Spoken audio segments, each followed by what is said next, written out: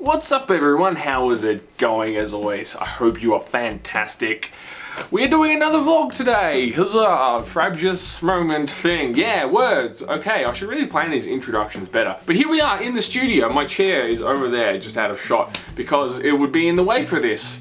As far as I know, I'm not doing anything of particular awesome interest this weekend or upcoming week that would cause me to do a cool, artsy, pretty vlog. So, studio tour, right? Because gear is really interesting. I love watching studio tours because I love seeing what gear people use to do stuff, and maybe if some of you out there on the viewer end are aspiring to do this YouTube or Twitch thing or something for yourselves, maybe this will help you get on the way towards doing that. But also just a general tour of the stuff that I've got in here. I've got music junk in here as well, which I won't talk about too much, but you know, we'll just do a pass on the room. I'll get a few shots and yeah, we'll talk about the stuff. Woohoo! Okay. So, just tying my hair up because it looked really stupid, but behind me right now, and I'll move out of the frame shortly so you can see, but this is the main area. This is the main recording computer thing. This is the main thing area that makes recording music happen. Oh, sorry, I'm not looking at the lens because I'm checking if I'm like in. That's actually pretty good. You can just see me and I can point to stuff. Yeah, this is so meta. So, actually below me, just out of frame, look, I'll let you see real quick. But it's thoroughly unremarkable. You can't even really tell. I've got the PC, the camera on a tripod right now, so sorry about that. But that's my PC down there. Yeah, it's not really worth showing you. It's reasonably unremarkable thing. In terms of the case itself is pretty boring. But inside it, I mean, look, it's a fairly beast computer. You can't even see me now. Dang it, I had it better how it was before. God, flipping crap. Look, it's fine. I'll just sit a bit straighter. Look, so it does the job. It's pretty good. It's got, if I remember, a Core i5 in it. I can't remember the exact model. I think it's 3.3 gigahertz quad core. NVIDIA 7 series graphics card, which is a little old now, but it does the job for recording. It's not super beast, and some things I have to run on reduced settings, but overall it does pretty well. 16 gig of RAM, if I didn't mention that. But really, that's the main guts. It's got a 2 terabyte regular hard drive in there, and then a 128 gigabyte solid state drive, which I mainly use for, as just a boot disk, and then everything pretty much goes on the normal hard drive, including all the storage for my videos and music and stuff. And yeah, it's pretty nice. It does okay, I have to say. And the two screens you can see there and there. This is so confusing. They're both BenQ monitors. BenQ have always served me quite well. I'm pretty pleased with their performance. They're not, you know, like super crazy gaming rig with like ultra refresh rate, blah blah blah, balance, uber craziness. But look, I don't play many super competitive games that require like crazy refresh rates for me to get like my enjoyment out of the game. So I don't stress too much about that stuff. But I go with BenQ because they're pretty quality and they are they're quite affordable. So, excuse me, I'm pretty happy with them. And those are the main things really. My peripherals are all quite boring. I've got a like really average Logitech keyboard. It's the G105, which is like super like poor man's entry-level gaming keyboard. I've got a Razer Death Atom mouse, again pretty much entry-level. Shenanigans going on there. Man, so I mean, this rig's probably getting on to 3 years old now. I'm probably due for an upgrade pretty soon, but this is doing the job pretty well for now, I must say. And in the frame as well, you can see this baby, which is my microphone. That is a Blue Yeti USB condenser mic, which is a really great microphone. It's probably like a step up from starting microphones if you want to get into podcasting or YouTube videos or whatever have you. I've even used it as an instrument mic or like a field recording mic, or in 1 or 2 instances. It's quite nice and it does the job. Because it's USB, it's super convenient for doing in the box stuff, like so going straight to your computer. It's really, really handy because I mean, there's higher quality microphones out there that you can get, which are like regular music microphones that would probably sound a little bit better, but A, you can't really tell the difference once it gets onto YouTube, and B, you need more gear to make that kind of microphone work onto your, getting the signal into your computer and working cleanly and clearly and nicely. Anyway, I've probably talked about this corner enough, and let's move on to, I don't know, something else. Okay, so forthwith is my collection of guitars. I have a fair amount of guitars, as you can quite plainly see. Now the question you may ask is, Kluger, why do you have so many guitars? I answer you, A, because they're fun to collect and they're awesome and I love having them. B, they serve different purposes and they serve different tonal needs when I'm recording music, because I've actually recorded quite a lot of it in my time and they all do different things. Like this one is the first, well, this one's just the first guitar I ever owned. I've actually got them facing the wrong way for this purpose, but and like this one has 7 strings, so it's more epic and deeper sounding, and this one has different pickups to my other guitars in them, and these are basses, and you need bass guitars when you're recording full band music. And then these are just awesome, these back through. Again, this is the music section portion of the video, so I won't talk too much about these, but if any other of you are guitar nerds out there, let me know, leave a comment down below, and we will talk about that stuff more. I mean, I've also got, if I can briefly swing you around this way, whee! Haha, you can actually see. So, like down here, I've got a pretty serious collection, not a serious collection, that's just my operational pedals right now. Guitar effects pedals, and then that is my, oh, I can't get the hang of this. That's my amplifier, like my practice / eventual gigging amp once I'm actually gigging and doing stuff. Hopefully that'll happen sometime soon. Yeah, I have lots of music stuff. So there you go. Let me know if you have any questions about that.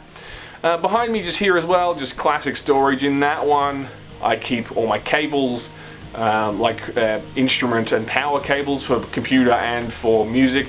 And then that one's just general paraphernalia.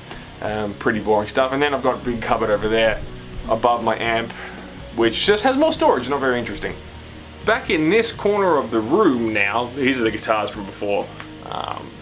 I wanted to talk about this stuff because you may see these in a lot of my videos and you think, what the hell are these weird material things hanging off the wall? These are actually my sound control, my sound reduction for the room, and I've got one behind me, behind my computer facing me when I record.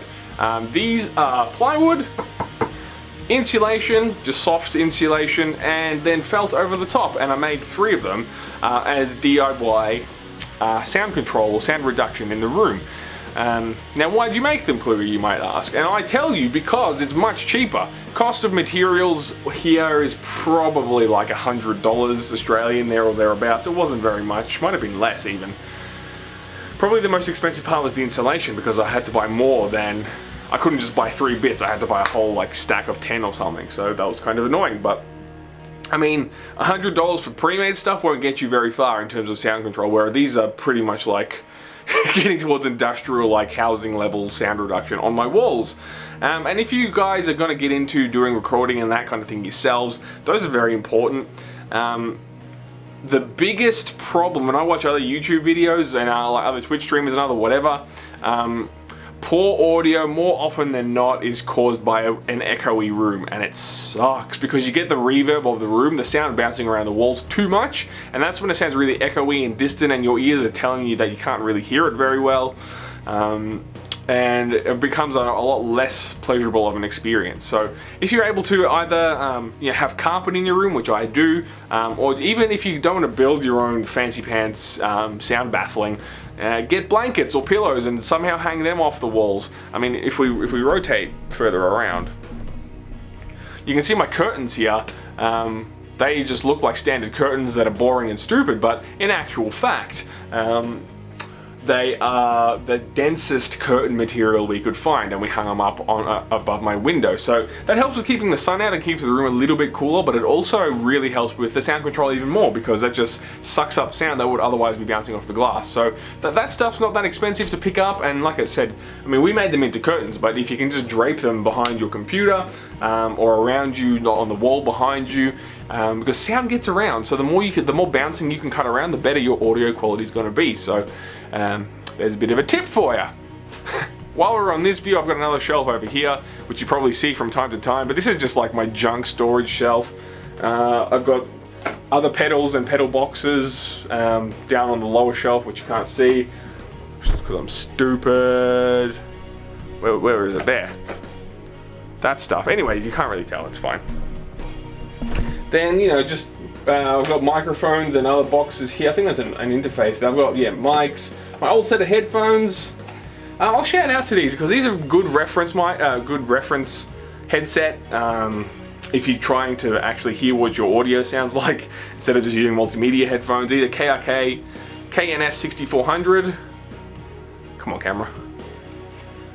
No, the lighting's too shabby in here. So they're really good, I have to say, and they're nice and light. They're quite comfortable. They don't bog down your head too much, so that's cool. Drawer for storage, more junk. It's very junky, this place. And then I've got this cool sign, which you might see behind me every once in a while. That is, I picked that. I think it's an old carnival sign. I picked it up at a secondhand store. It says 20 cents to play. I like it. It's kind of cool. Adds a bit of flavor to the room.